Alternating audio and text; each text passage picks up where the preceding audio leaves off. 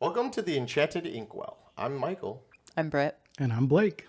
and today we are going to talk about Lorcana Set 5 Shimmering Skies release and everything that we're excited about. Yay. Yay!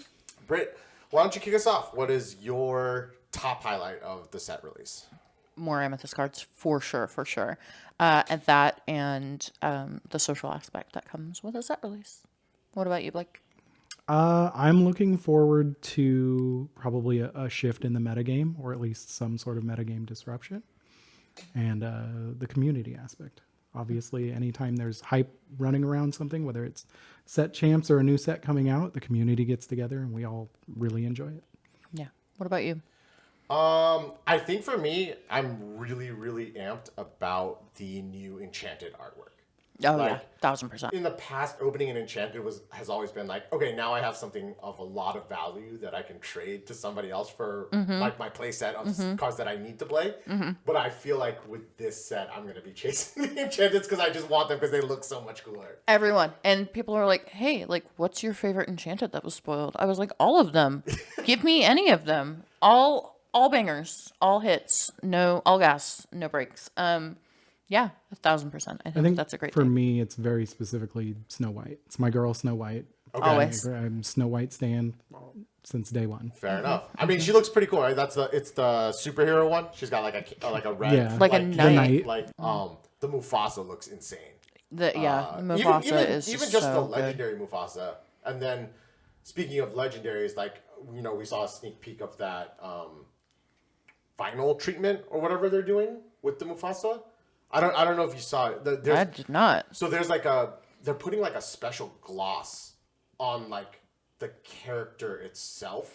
So it like pops from the art a little bit more. This was in like some of the spoilers that came out, Yeah, right? yeah. But like So- like not the scan spoilers, but in the like physical spoilers that were streaming right, on like social somebody media. was like revealing cards Yeah, from the yeah. pack. Like you could kind of see there's like a little bit of gloss on the character or something. Yeah. Like I thought that would be really cool. So for me, honestly, it's like right now the excitement level is really high on the art and actually getting the cards itself because I think that whatever Ravensburger is doing in this next step of like, hey, we've had our base sets, we've forayed into TCG games.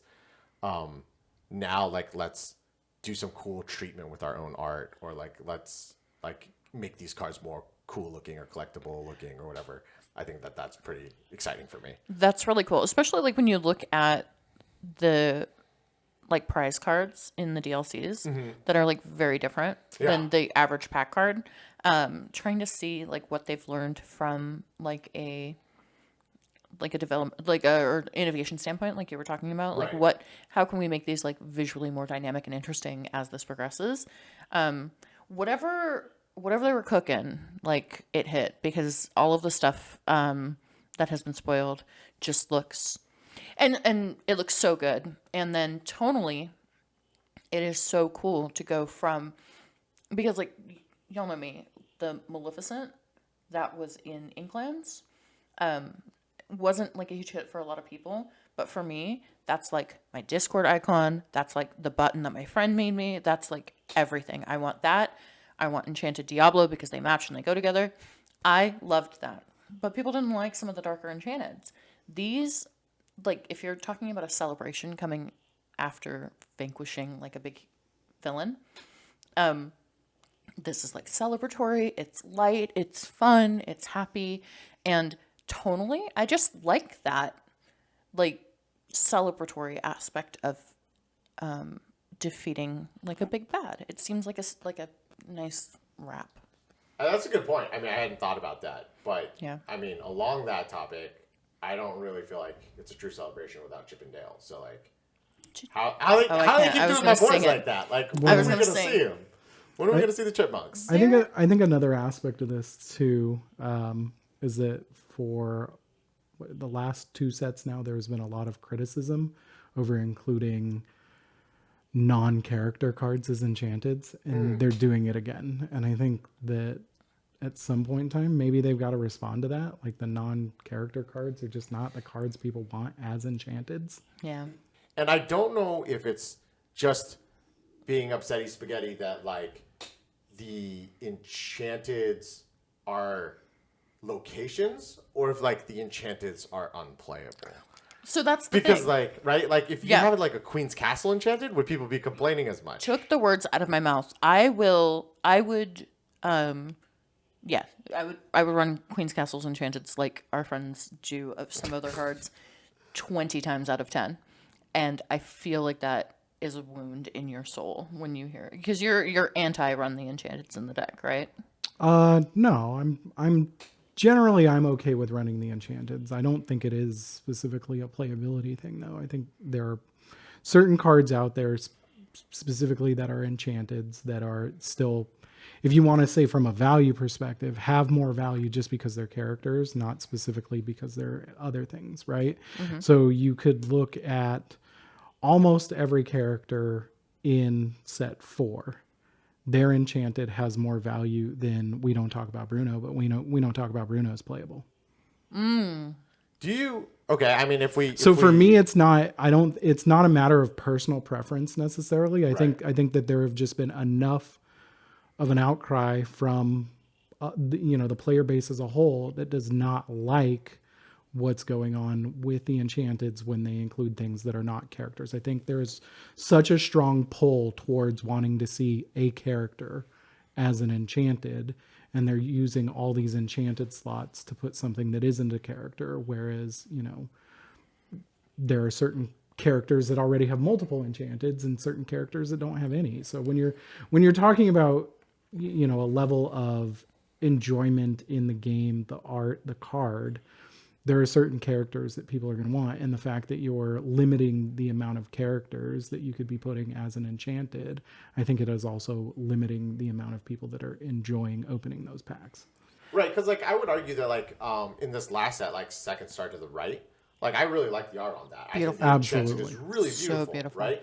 But like people just don't want it. Like Right. they would rather have the Ariel or the Minnie Mouse or something like that, just because it's a character, right? Absolutely. And we strayed a little bit from Shimmering Skies, but I just wanted to say like you both mentioned that you were very excited about how a set release brings the community together. Oh, And yeah. so I wasn't a part of this last set, so you two will be a little bit better to speak on this. But like, why don't you elaborate on that a little bit? Yeah, 100%. So we have the good fortune of having a pretty wide group of friends, of which you are included now. Yeah. And we will rope you in accordingly. But yeah, there the energy in our friend group associated with events, like you were saying, whether it's like set champs, when they're not a month long, whether it's a release, whether it's an event, things like that. Like the energy is really, it's great. Like we ran ourselves a little ragged last time around. It was like the Lady Gaga meme where it's like bus, car, another club. It was like a product release at, LGS.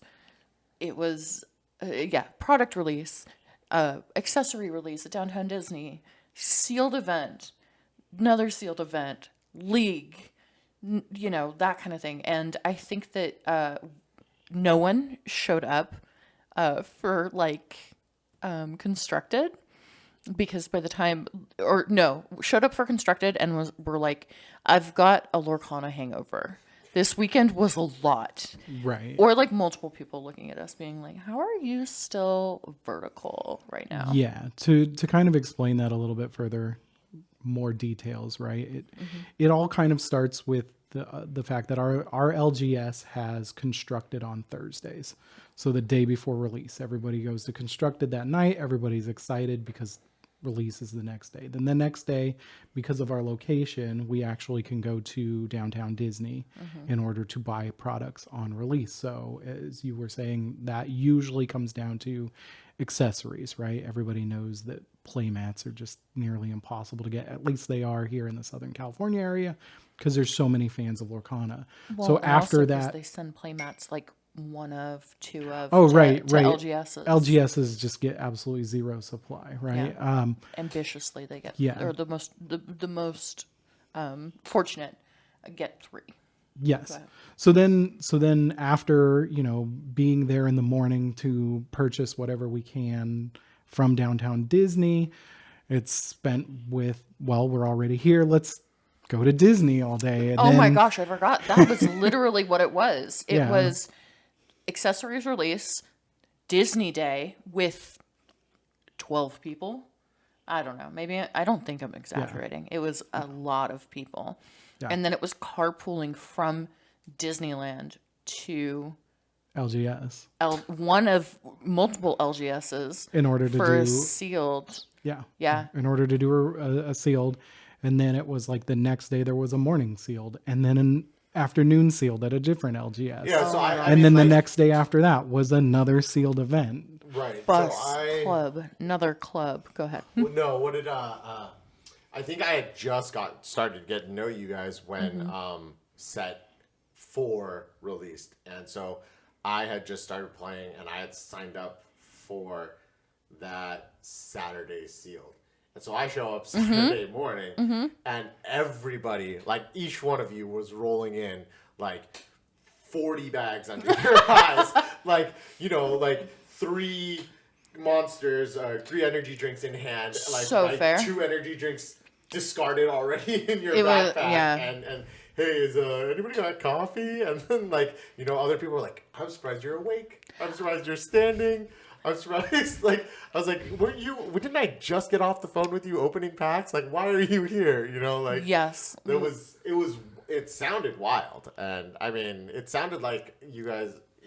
That was his first impression, was like me rolling into the LGS being like, I need coffee, I need another pack to open, and I was texting Bestie at 2:00 in the morning, and now we're here at like 8 a.m. I was just like, wild. I was like, man, I don't know why everybody is so exhausted. Like, I was like, what? That's so fair. Like, because I had That's no so idea, I had fair. no context for what you guys had been doing or what you were doing. I was just like, it's a new set release. Like, do you guys just have like really hard work weeks? Like, you just hate Saturdays? Like, it is Saturday morning at like 10, right? But so it's like, do you not like waking up? Like, why is everybody hungover? Like, did you guys like birthday party yesterday? Like, what happened? And so also, to be fair, I came into Lorcana after Floodborne released. So shortly after, like it was in December, and very early December. And I was in it to win it. Like, I was in deep by the time Inklands started rotating in, and it had turned into like a hyper fixation. And so like the natural, like my love language is being extra with people I care about, and that is exactly what that turned into. So I think because it was like the inaugural kickoff of that Too Much Gene meets Lorcana friend group. And so it just turned into us all super overcommitting. And then walking into the game store Saturday morning looking like we had been to Vegas on a bender. Yeah, no, for real. I mean, sure. I felt that way before, but definitely not after. Right, not after going to Disneyland. Yeah, right? Like, yeah. So that was pretty cool. So I guess you're planning on doing it again? Oh my gosh. This time? I am too old to maintain that energy. No. I think you're coming with us, aren't you, Michael?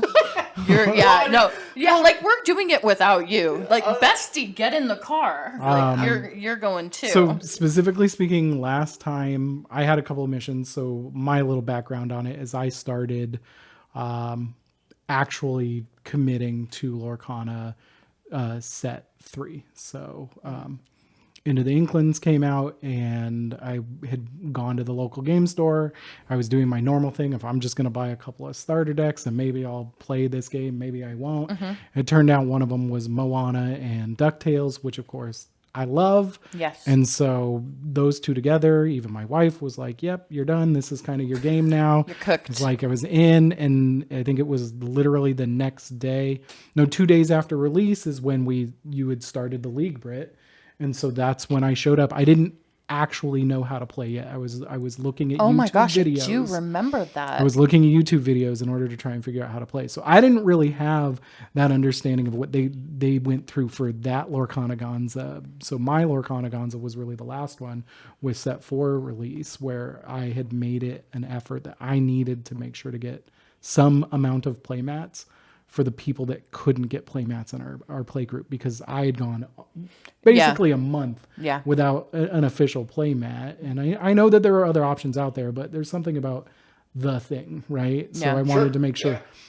Yeah. I wanted to make sure to Love it. have the thing. So that was a huge aspect of like why I was in for the Lorcanaganza as well. And I think, 100%. I'm doing it again. Last time Yeah. my wife and I, we didn't do the Disneyland thing. This time we are, right? Yeah. We have our reservations. Yeah. We're ready to go. Like we took time off. We're doing it.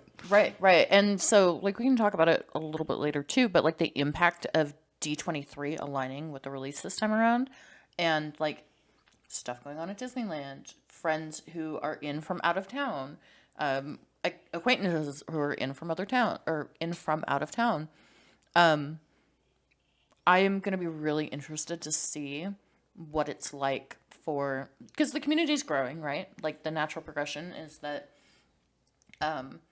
not just our social group, the hobby as a whole, but certainly our social group. Our social group is so much bigger now than it was, like 4 months ago when it rotated out, 4 months ago when Absolutely. it rotated over. And like, even just getting us all to go to the fair together, like I'm looking down the fairway and I'm like, we've got like 10, 12 people rolling deep, like genuine friendships that have formed. And so that doesn't even take into consideration like acquaintances who know that, they're going to be at T23 with their family, but they're trying to get this at Downtown Disney, that kind of thing. Like the network kind of grows. And I mean, I think the like, excitement. so the sense of community around like a set release, right? Like, Yeah. I think it's interesting for this game. Like other card games, like when like there's a pre-release or something like that, you don't really like, you're like, okay, I'm excited. I go to this thing. I feel like there's like, I don't know if like good or bad, right? Like artificially generated by Ravensburger on accident. But the way they've limited the availability to certain products kind of has like Blake, like you said, like you made it a point to pay it forward, to go to this Lorcanaganza, as you termed it, to go to this thing, to make a point of picking up a playmat and then maybe grabbing one for somebody who couldn't make it, right? Then just so that like, because Ravensburger has made it, or the distributors or whatever, because we know like our LGS is only going to get one of each playmat. Like the fact that we know Downtown Disney and we have that access and we're able to get 2 playmats from Downtown Disney, then you're like, hey, look out for me. I would love a playmat. Like, could you, I can't make it to Disneyland, but could you pick one up for me? Like that sense of community makes this kind of set release, like I guess a new set release in Lorcana a little bit more interesting because you're looking out for your homies. Like you're doing that, right? Absolutely. Like, Yeah, and I think that to kind of tack onto what you're saying is none of this turns into like the Thunderdome for us, right? It's like nobody's getting in a fist fight and outside of our LGS because they got one match, one Sure. one mat, and somebody's like, I'm absolutely committed for that Rapunzel or something like that. There's none of that. There's none of the sharking or anything like that. And I think that is a direct reflection of the fact that we are so fortunate to be geographically located where we are, just in Southern California with access to Disneyland and Downtown Disney, right? And so we go, there's zero reason for us to like scrap over the one mat our LGS is going to get. All we're going to do is we're going to like coordinate, we're going to talk to our friends, and we're going to say, can you look out for me? And you're right, with other TCGs, I mean, I've been involved in TCG communities in the past, not to the extent that you two have, but there was nobody who was like, hey, like, can you get a Bloomborough, playmat for me or something like that this time around? Like the hype doesn't feel like it's there. Because, doesn't. I mean, maybe because the product's more readily accessible, Or I think there's two factors when you're comparing Lorcana to other games, right? The first one being really the amount of time that's already been dedicated to these other games. So your player base for these other games is probably a lot larger than it is for Lorcana. Lorcana is still growing, and it's growing well, especially in our area. Yeah. So that kind of leads into the second factor, which is when you go to like a pre-release, there's going to be a lot of faces that you don't really know.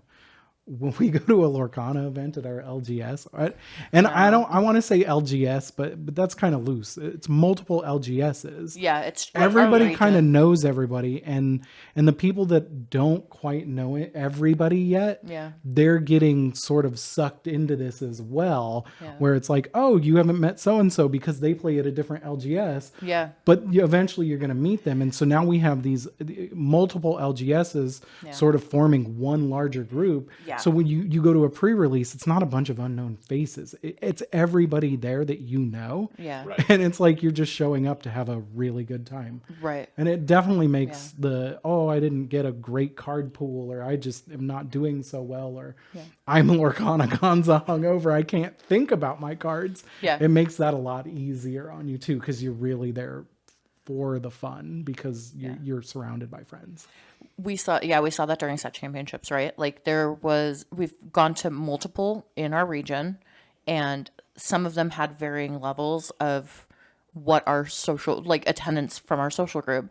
And I don't want to speak for everybody, but I will speak for myself. The higher the proportion of our friends, the more fun I had, and it had 0 to 2 with my performance in that event. It was just, one felt like a kitchen table with the people that I really love, and the other felt like a very cozy LGS. And it's not, because it's not a slight to the other one. It's just like the number of people, it was different. We went from being like 30 of 32 people in one to being like 20 of 40 in another, or something like that. And that distribution. So we're super fortunate, because of, like you said, the sort of saturation of like the very fortunate position we're in with the saturation of hobby stores, and the fact that someone linked them all together, external from the stores themselves, to really tie into like a community.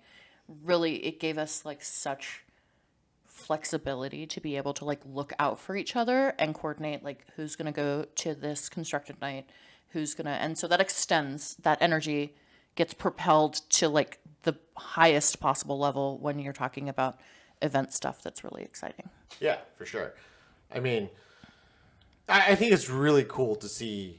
I've always talked with my partner about how when we go to Disneyland, and as Disney adults, we can all share this. Like, there's in this room, there's something about Disneyland. There's something about the vibe of Disney where it's like, it's hard to go there. Like, you have to actively go there wanting to have a bad time to have a bad time. There's something like, magical about the area, like about it. And I think that like kind of really spreads into Lorcana. Like, it bleeds in, that vibe bleeds into it where, there have been many TCGs before, there will be many TCGs after. The vibes aren't necessarily the same. You kind of like, the people maybe are more competitive or more hostile or is more accepting, less accepting, whatever. But like with Disney, there's something about just like the community that generates, and maybe we're just lucky to be in this such a great community, but like of like just like happiness of like, hey, everybody here is we're just trying to be chill. Like, we're going to try to get good at this game, but like, we're also just trying to be chill. So like, that's step one, to make sure everybody's having fun. And like, I don't know, like there, and then, like it bleeds into the set release. You guys are all Yeah, I keep saying you guys, but I'm obviously You're going to get roped into us. it. Like we're planning on going to downtown Disney. We're planning on helping people pick up things like if they're unable to make it. Yeah. Then go to the parks afterwards. Then like hit full Lorcana like burnout. You know, like that's the plan, and we're all doing it because we enjoy the company of each other. Yeah. And I just don't know how many other card games like that you've been a part of or hobbies that you've been a part of where you're like willing to do this in your mid to late 30s. Yeah. Well, Yeah, I think never. I think for me, one of the more interesting aspects is because I do have a history with other card games. It's always been, my smaller group of people, right? These are the people you show up for. These are the people that you go to the, big tournaments with, stuff like that. Whereas with Lorcana, it started with that. And because, when I went to League the first time, we didn't have that many people there. It wasn't that big. But the difference was it was welcoming. Oh, And yeah. so it wasn't something that anybody had discussed, right? But it just started. So the next week we would show up, and then all of a sudden somebody would come in and be like, "Hey, I heard you guys were playing Lorcana today." And we were like, "We absolutely are. Sit down. Here, take my seat. Like, do you have a deck? Let me loan you a deck. Let's teach you how to play if you don't know how to play." We had people that would come in that were strictly collectors. "Oh, no, I just collect. I just want to see the packs." It's like, well, are you sure? You sure you don't want to like play? Like, we got a deck for you. You can play, right? Or First taste is free. Yeah, members of the community just giving out starter decks, right? Yeah, and so- that is not exclusive to just like the first day of League or something like that. We have a League member who kicked me a couple of Ursula's Return starter decks a few weeks ago for no reason, for nothing in exchange, nothing expected in return. And I literally met two guys this week who were both like, "I would really like to get into Lorcana." And I weirdly had like no decks in my car and that, but like I had this bag from this incredibly generous soul who wanted, like I said, nothing in return, no expectation, for the good of the community and to do outreach to great people. Gave it to them. One of the guys spent hours going through the tiniest bulk box you'll ever find, maybe at least an hour, to look for Sapphire Steel cards that would make that Anna Hercules deck just a little bit better. Yeah. And then bought his first pack and pulled an Enchanted in the first pack he bought off of the shelf. And you can't Disney magic. You cannot bottle that feeling. If you could, I would have a problem. It's just so, and it is. Everybody's welcoming. We benefit tremendously from having a culture in our LGSs that lean towards inclusivity and kindness and welcoming everything.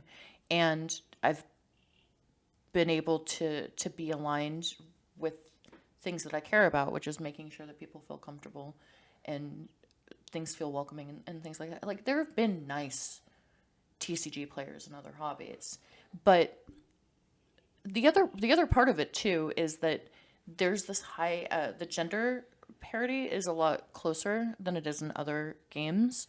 And you also have a lot of, like, especially because we're located in Southern California, you have it's so common to talk to people who are brand new to Lorcana, and they'll say, "Yes, I am the Disney person," not in these words, but they'll be like, "I'm the Disney person, this is the TCG person," and it's like a couple or friends who are like, "This is how we're meeting in the middle of these two hobbies. This is how we're getting them to intersect. This is how we're meaningfully connecting."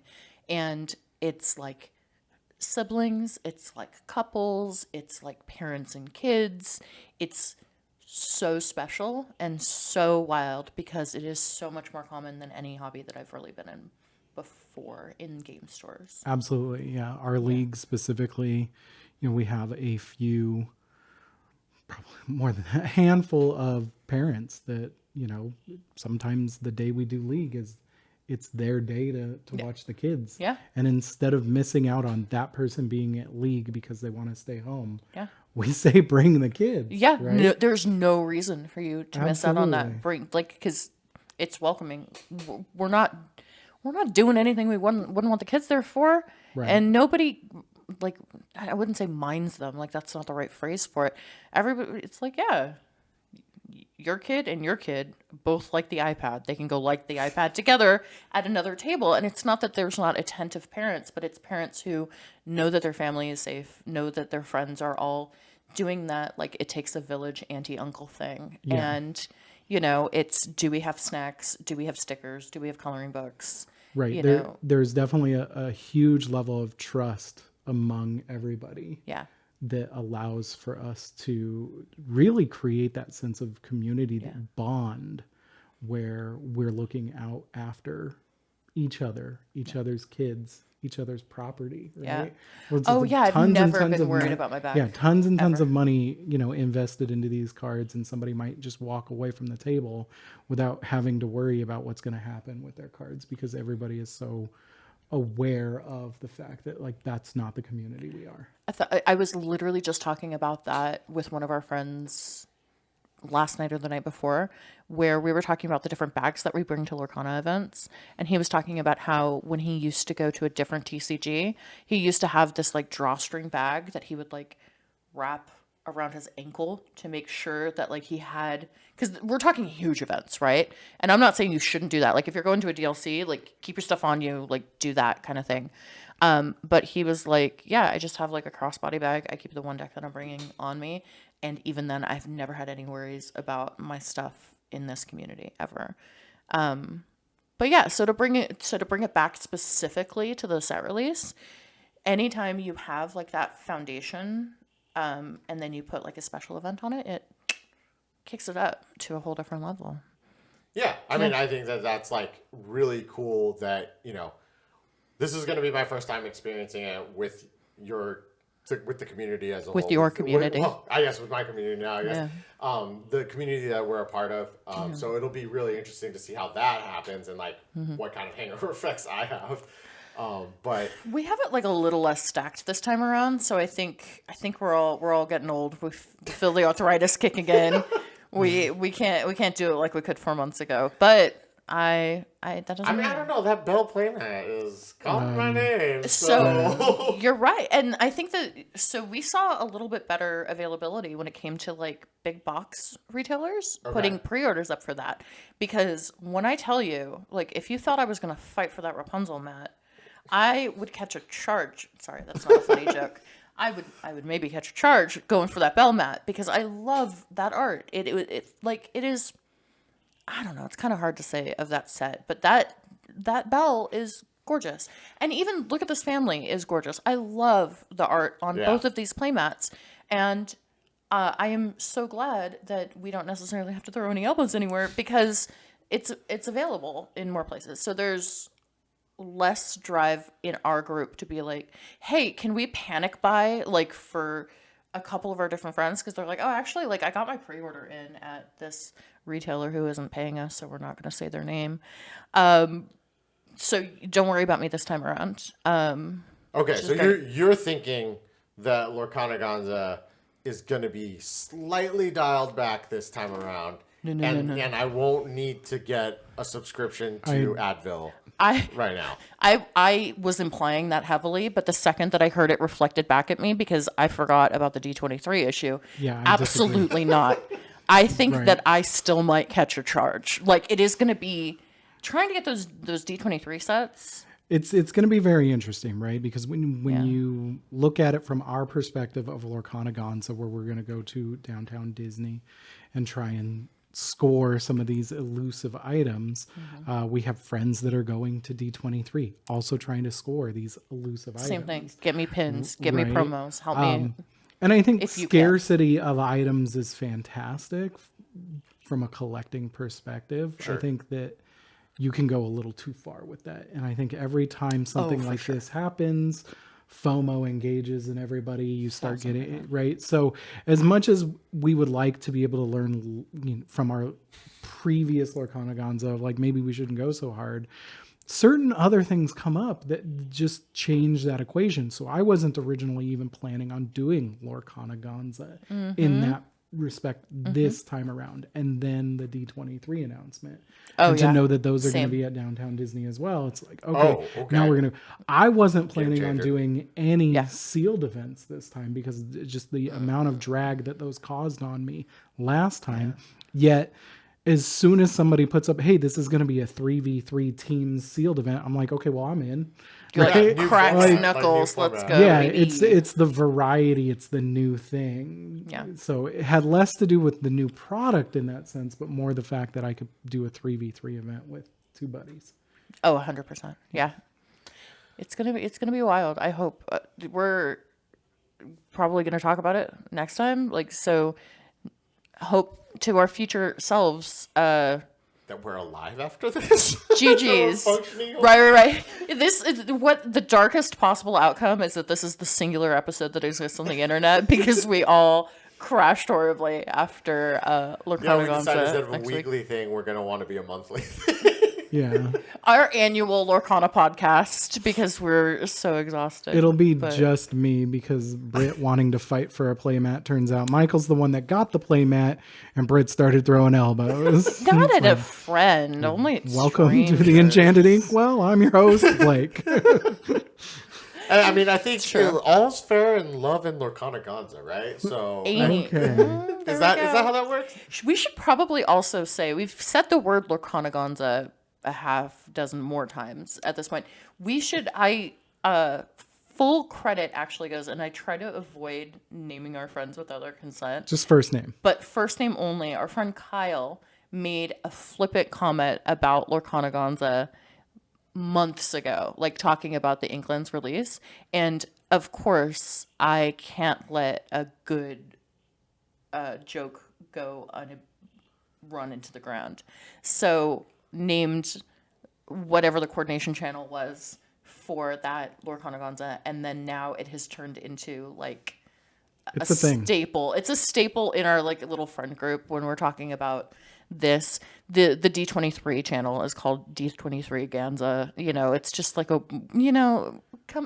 communities get their own little friend it's our vocabulary. extravaganza. It is our extravaganza. Lorcana and but D23. So Kyle originally came up with that kind of just as a joke, and we have run with it for the last half year or so. But yeah. So, Kyle, teammate number 3 in the sealed event. That's why I feel okay naming him. Yeah. He's gonna be good. So if we've talked about the Enchanteds that you're super excited for. Yeah.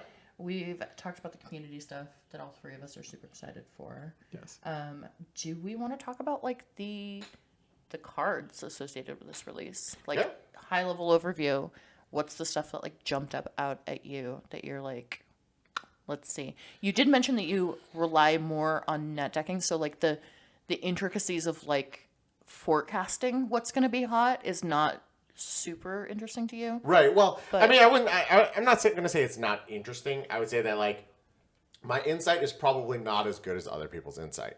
But I will say that I can see an immediate parallel to another card game of a red 1-drop that was pretty format warping, or a staple in that archetype for a very long time, in Daisy Duck.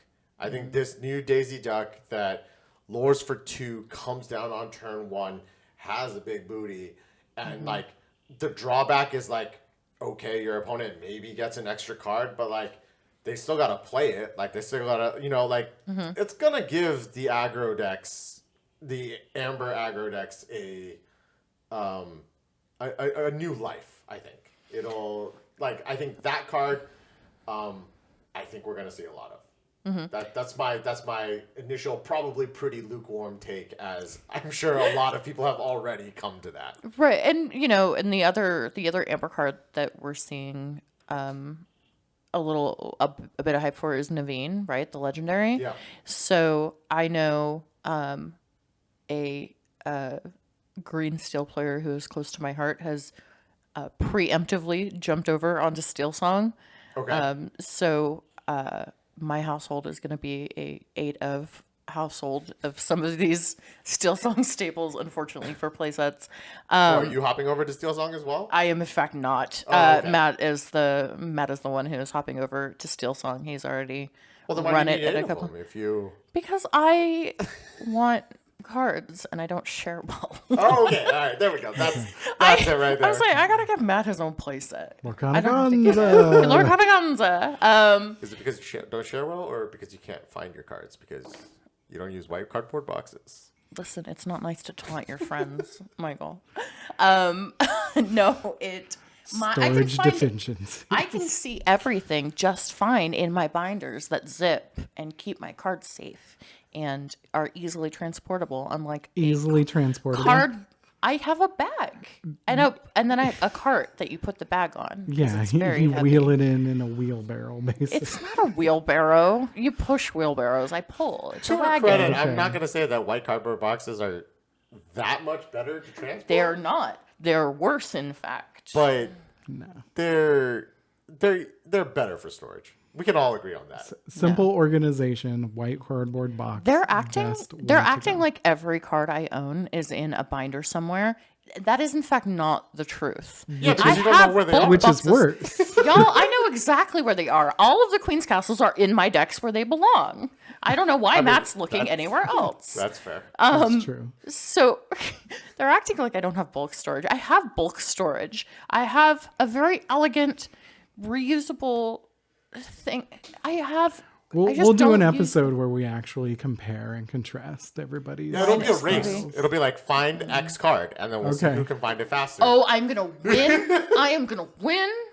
I am gonna win. Not a chance. There's 1,000% chance. Bets are live. 1,000%. We're we will definitely. have- This is the Enchanted definitely Inkwell gonna set make this championships. worthwhile. I know exactly where all of my So stuff now is. Lorcanaganza is going to be capped off with like a field of games, like our It's like own. field day. Yeah, Yeah. a field day, right? Like We're gonna Me, who can build a famously deck athletic. of these cards out of their collection fastest? I can. Who can sleeve and unsleeve a deck fastest? right? Who can sort Pop. the booster packs that they open, right? Like Fastest. you buy the newest set, and then who can put it Right. into their sorting system the fastest? I only sort rares and up. Matt sorts. Wow, elitist much? No. It is a division of labor in a way. Matt likes book storage. Likes bulk storage. Matt likes being married. Mike has been.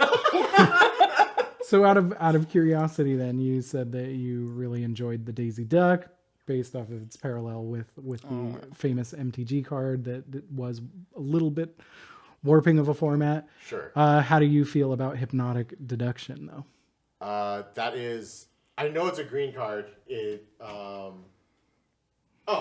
Brainstorm. Yeah. Brainstorm. Okay. Well, if we're using names, so Daisy Duck is Goblin Guide, Right, obviously. right. Hypnotic Deduction being Brainstorm. So. I know what some of these words mean. Well, so like I like cards like this because they introduce a new aspect of which we haven't gotten to see a lot of in hand selection and in card development, hand development, which is like I need this maybe later, right? So like I'm hiding it from an Ursula. Like I want this song, like Right. I need it next turn, or like I don't have enough ink to cast it now, or it's not advantageous now, but I can't get it ripped out of my hand by rare necessities. I can't get it ripped out of my hand by an Ursula, or if they sudden chill or do something to make me lose a card. Like so like I kind of like this to be able to like, okay, like I found something and then I'm gonna like hide it away, right? Yeah. Or like you can do some cool things with even Bruno. Okay, like I put it back, now I'm gonna name it, right? Or Pongo, like now I'm getting more card advantage because like I know how to like, so it may not necessarily be just a draw 3 or a draw 1. It's like you're that deck manipulation. So I think that like, I think in set 5, what I've been reading from the spoilers, the boundaries of cards have been Play space, design space, has been starting to get pushed a little bit. Like I think, which is fantastic. which is great. Yeah. And I think that like speaking on that, like I feel like I've seen online that people are saying power creep. And I don't necessarily think power creep in the traditional form of the word of like we're seeing like, I think there's maybe one situation of like this card was a 2 toughness or 2 willpower, 2 strength, and had some ability and costs a certain ink, and now it costs less ink or it has a better ability or something like that.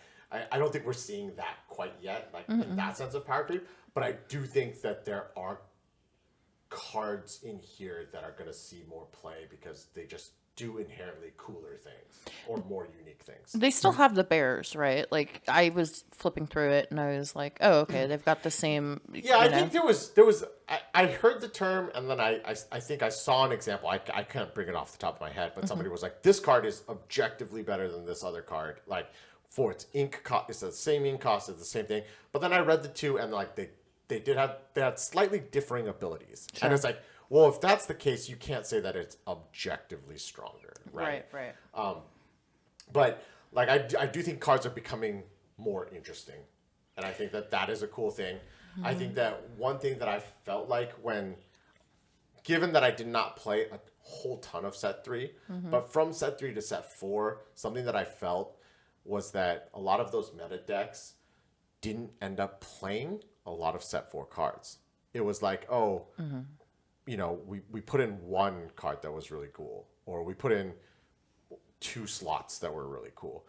But like, you know, we kind of see those Steel Song lists of set 4, and it's like, oh, like you added the Ursula, and that was it, right? Everything else is set 1 through 3, right? Same thing with Sapphire Steel. A lot of the list was like, oh, you added 4 Fortispheres, and then that was it. Like, I had an impression. I was like, oh yeah, like Ruby Amethyst really didn't add any new, like a lot of new cards. And then I looked at it, it was like, no, actually it was like, and so I think Ruby Amethyst is maybe an outlier because it was like the Flynn Sisu and then it was BKU.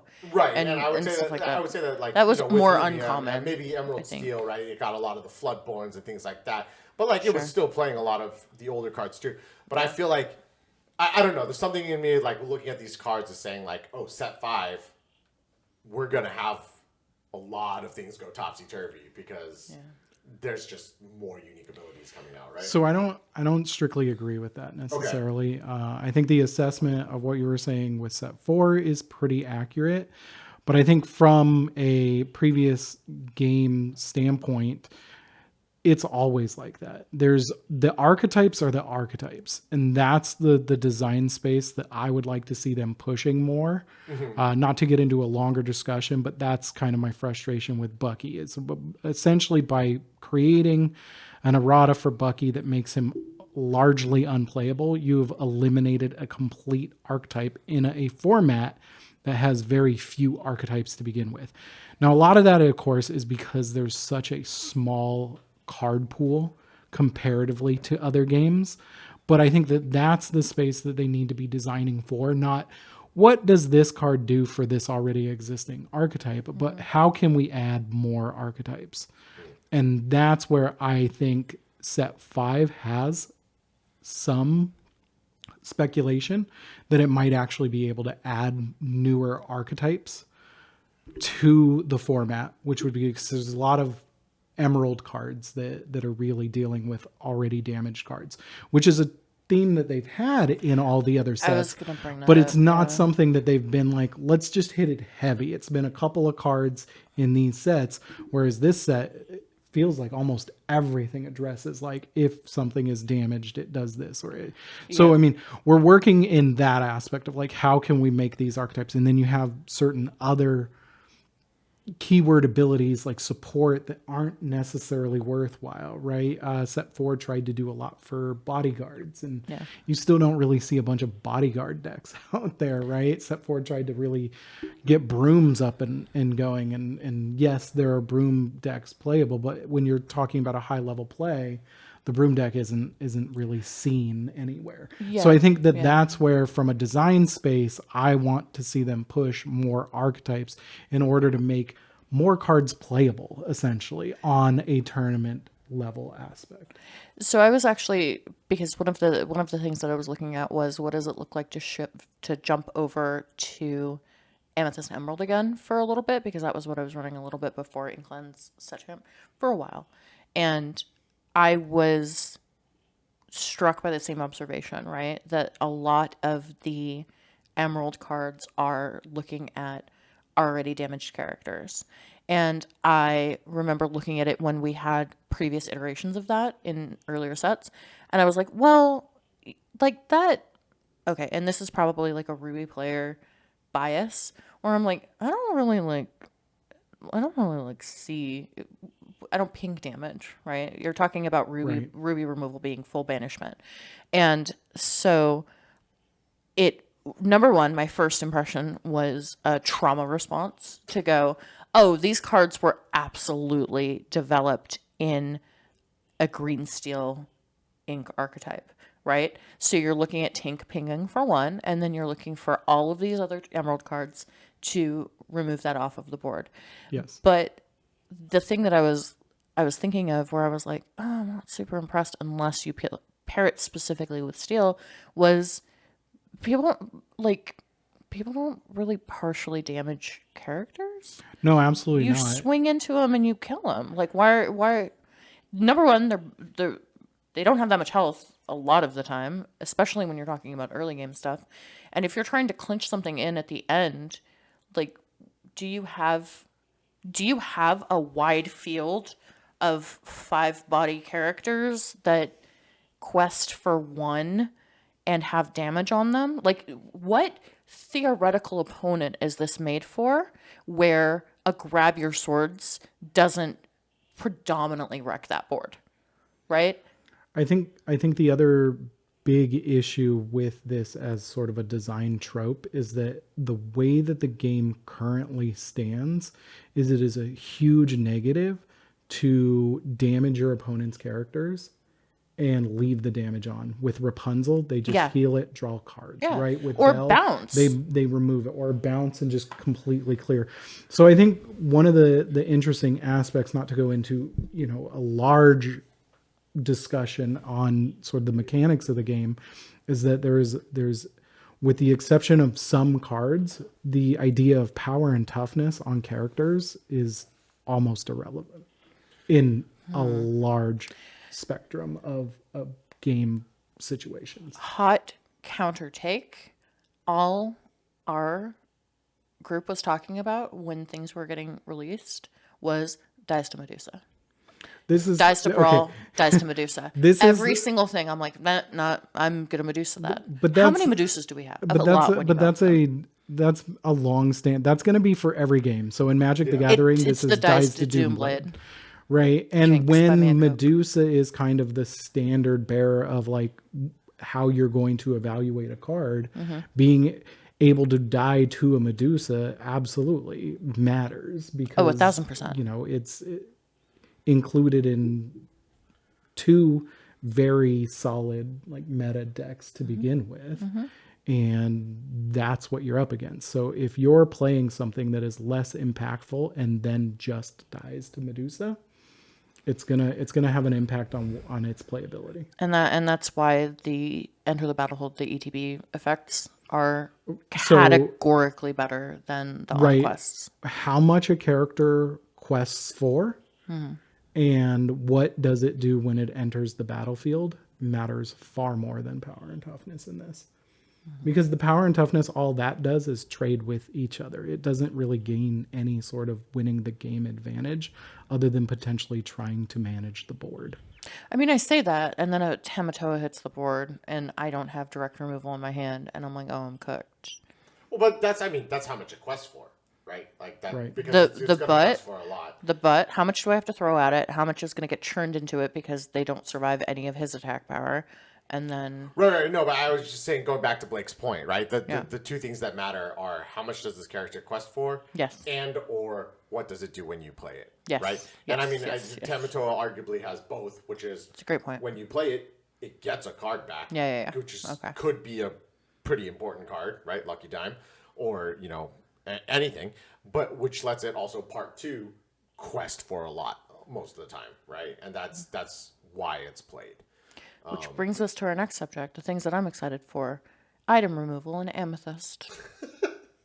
Which definitely occurs never going in to this happen. set, right? No.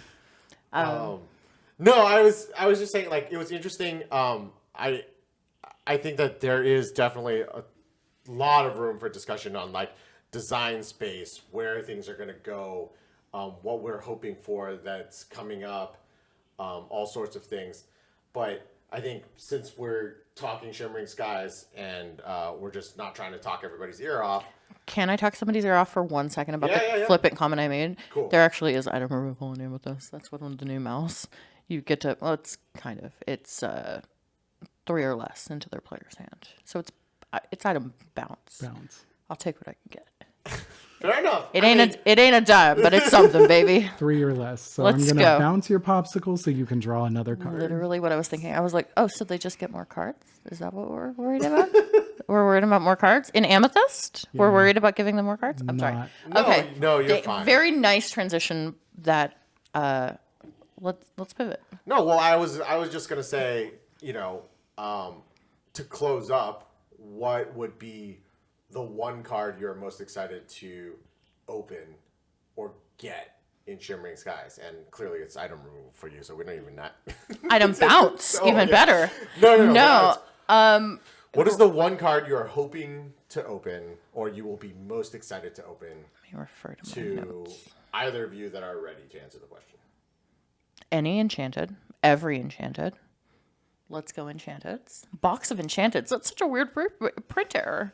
So I think for me, right, everybody's focused on, the real hardcore, like this is going to change the meta, Prince Naveen, Daisy Duck, etc.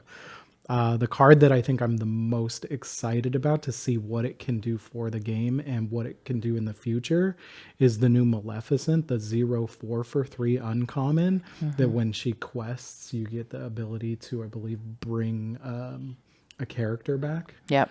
So I'm excited to see what My it's so, girl. and I think it's a character with cost 3 or less. So from my perspective, if you look at that from like a ruby amethyst or an amethyst steel perspective, all your bounce package comes back now. So you can rush your fox into something. Let's go, BB. And quest her back into your hand. That seems a little broken. My girl Mal. Like, honestly, like we said at the top of the conversation, the Amethyst cards, I don't know, number one, every Enchanted, all of the Enchanteds, but I am so interested in, like, Blurple, where I never was before, in probably, like, League decks and stuff like that. I don't know that I see a path towards, like, a super competitive Blurple deck, but you give me, like, an Aurora that quests for 2 on turn 2, and then you show me now a Maleficent that's a 2/2 for 2 that quests for 2, and I'm like, liked it when it was Aurora, like it when it's Maleficent, but, like, even the bounce stuff, and then new Mim, having anything else to, like, flesh out that bounce package. We had a friend who, her spice in her Amethyst Emerald deck was Dragon Mim.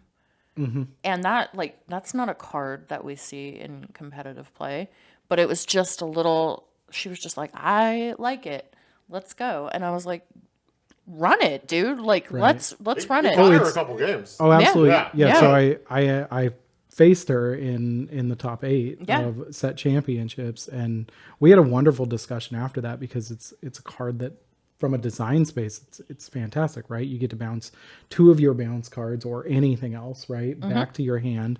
It's a 4/7 evasive that quests for a boatload. It literally is a scary dragon. You're Medusa, right? Like, what is has a big body, Yeah. right? Quests for a bunch, is evasive. I mean, and it's design space like that.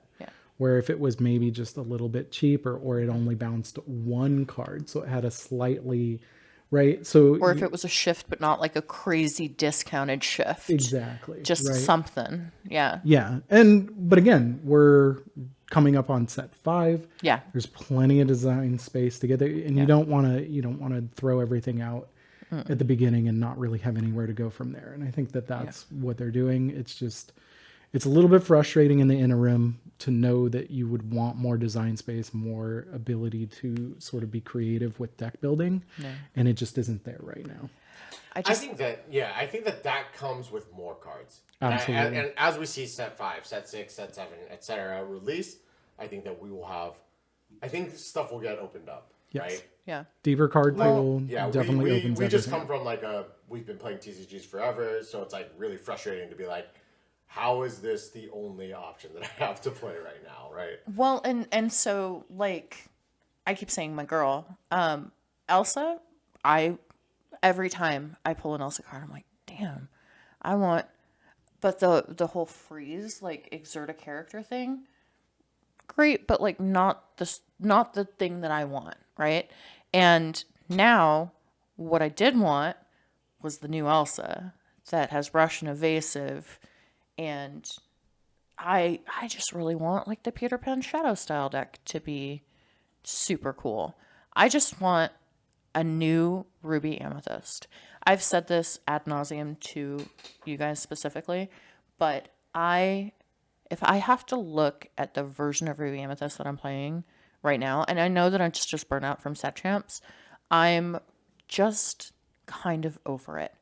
And so, like, I'm over here, like, can I do, like, a Jim Hawkins, Queen's Castle, Arliss Legacy? Like, what else can we do? And the evasive Rush Elsa, the evasive Bruni, stuff like that, like, all of that, I look at it, and I'm like, whether or not it sees competitive play, I'm just really excited for, like, if I went through and made a list, I was like, what are the things that I think are cool?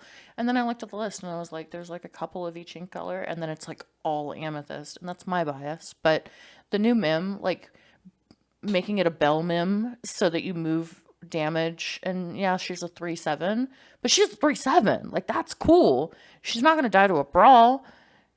She died to a Medusa in a mirror, but, you know, whatever. Everything dies to Medusa in a mirror, except not really, but kind of. So, and that's the thing, too. The whole, like, dies to Medusa thing, the dies to Doomblade thing. Okay, so it does, but if that's the only criteria that you use to measure, like, a card that makes you excited on a set rotation, like, it's thin. It's a real thin criteria to me. So kind of thing. I would say I don't think it's as thin as you're making it out to be. The reason being, again, is the impact of when the card comes out and what does it do. Any card that comes out and can die to Medusa that doesn't do anything when it enters the field. Oh, sure. That card is much worse than you're accounting for at that point in time, because if it has to exert to do whatever it's going to do, it's likely never going to get an opportunity to do that. And while they have to have Medusa, again, the way that matchups work out, the way that deck building ends up being, that's what they're saving Medusa for. Right. I'm talking specifically about Elephant Mim, right? An Elephant Mim bounces something. The job's done. So you're talking about, like, what makes that better than a snake? What makes that better than a fox? Well, fox has rush on it. Snake is cheaper. Mim, the reaction to Mim Elephant when it was spoiled was dies to Medusa. Sorry, but I'm like, nah, give me another 2 copies of a card that's going to bounce stuff back into my hand. I'm going to rabbit off of it and try and pull a B-prep. I find that to be interesting because it's definitely not the dies to Medusa for me when we're talking about the Madam Mim Elephant. It has more to do with the fact that it's in that 4 slot, right? We're competing with Rabbit, which you're not going to get rid of, BKU. and Goat, which you're likely not going to get rid of. So, but BKU, it's gonna. So I think that it edges out some of that Ruby control on the top end. Right, but I don't think so. BKU is already sort of, at least for me when I'm playing Ruby Amethyst, BKU is already a slot that isn't mandatory, right? So in my set champs deck, I actually removed one of them and put the 4 cost uninkable genie in. That quest for 1 allows me to draw 3 cards because it basically comes down against an Emerald Steel, right? Same slot, same cost, same uninkable, right? But Yeah. if I'm playing against Emerald Steel instead of catching Diablo 1 when I'm trying to catch a Bucky on a BKU, I'm getting to quest for 1 and draw 3 cards and survive that much more to be able to ink and get that Be Prepared down. Yeah, and that was trying to make those draw decisions in that Becky meta was. So I'm excited. What does specifically Ruby Amethyst look like post Bucky with some of these new cards is the thing that I'm excited for the set rotation. Really, you could abbreviate that to the post Bucky, the meta, but specifically with the Amethyst cards that I'm looking forward to. I think you can build stuff out a little differently now. Yeah, I mean, I think that there's some really interesting stuff coming in Shimmering Skies. I think that we're going to see a lot of change up, and so I'm pretty excited to see how that all shakes out. I think that we've probably talked our expectations to death a little bit. I think that next week, hopefully, we will be recording another episode on how we feel after the set has been released, if we're still alive. Or unincarcerated. Yeah. Nah, someone would bail me out. I got enough friends. We're all I mean, right. the community. We've been talking about the strength of the community. The strength of the community is who do I Sharpie's phone number onto my arm when I know that I'm going to the Slimer. But yeah, so I think it's going to be interesting to talk next time about what D23's impact on the releases, how we survived it, that kind of thing, and what we pulled. What What you guys we are pulled. what How you guys are our pulling. full What we Enchanted. pulled. Well, okay, and so that's maybe another conversation too, that we can have next week about what the singles versus sealed. Right, the strategies behind how to acquire a collection. Yeah. 'Cause let's be fair though, nobody's discounting the fact that ripping packs is pretty much. I mean, Literally, top dog. you today ripped a God box, and I definitely ripped a nice box of Yeah. Into the Inklings. yeah, but I would say that I think overall, yes, but the thrill that you get from opening a box. Absolutely. That cannot be. That's why You can't put a price on that one. No, ripping packs is always going to be the top option if you have that available. For sure. and if you don't, then take the box. No, never mind. That's what's gonna land me in the Slammer. I can't do this. And on that note, thank you for joining us. And until next time, we hope that everything you open is enchanted. Every single one. God pack. Bye. Bye, y'all.